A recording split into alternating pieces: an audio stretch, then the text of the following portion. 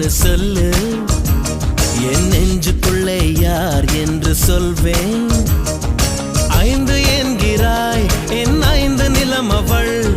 ஐந்து புலன்களில் என்னை ஆட்சி செய்பவள் அவள்.